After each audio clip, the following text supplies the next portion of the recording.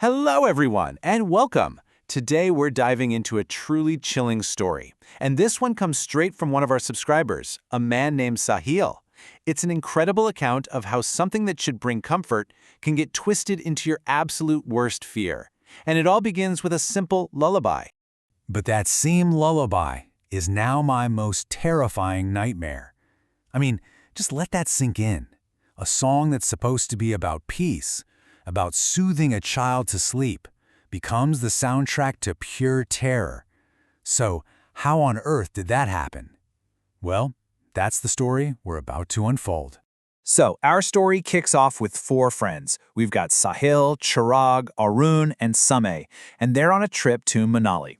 Now, this wasn't just your average getaway. This was a trip with a purpose, a mission to help a friend heal.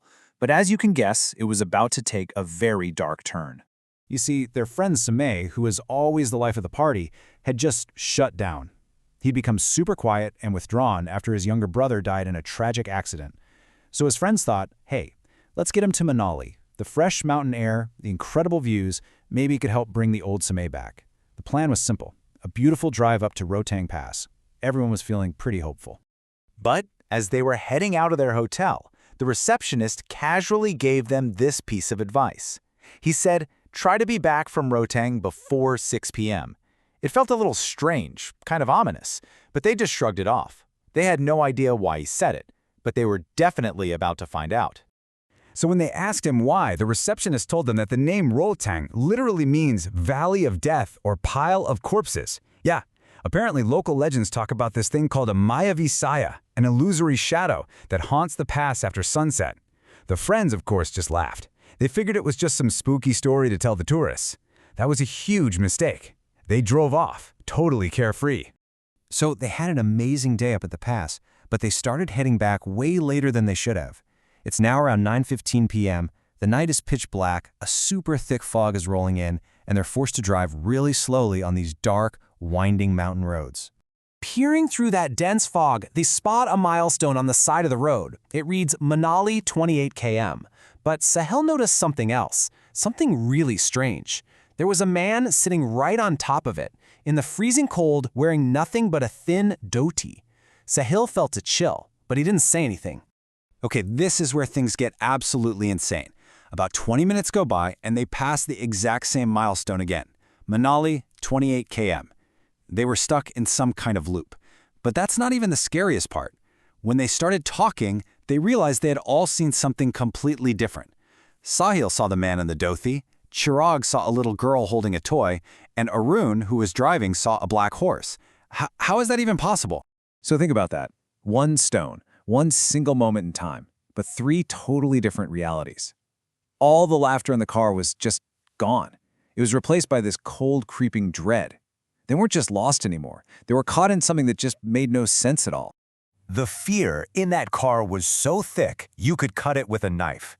Arun, with his hands clenched on the steering wheel, finally broke the silence with a terrifying command. He said, "Listen to me. Don't look out the side windows. Whatever you do, just look straight ahead." And then he said the 5 words that just turned their fear into total panic. Someone is walking alongside us. And of course, despite the warning, they had to look. What they saw was just impossible. It was a boy, maybe 15 years old. His clothes were covered in mud, and his face looked like it was full of injuries. And he was just walking, not running, walking, right next to their car, which was now going 40 kilometers an hour. As the others are freaking out, Samay, their grieving friend, just calmly says he needs our help and starts to roll down his window. Arun just floors it. And as they sped off, the boy stopped and waved. The most chilling part? Sahil looked in the rearview mirror and saw Samay smiling and waving right back at him. After what felt like forever, driving like maniacs, they finally saw a new milestone. Manali, 16 kilometers. The loop was broken. You can just imagine the wave of relief as they finally stumbled back into their hotel, totally exhausted and terrified. They all agreed, let's not talk about this till morning, and went straight to bed. But the horror, it was far from over. At 3:30 in the morning, Sahil is jolted awake by this soft, singing voice. It's Samay. He's sitting up in his bed, staring into a mirror and singing this lullaby. You are the moon, you are my sun. The tune was so sweet, but the whole scene was an absolute nightmare. And this is where the real horror finally shows itself. Just look at this.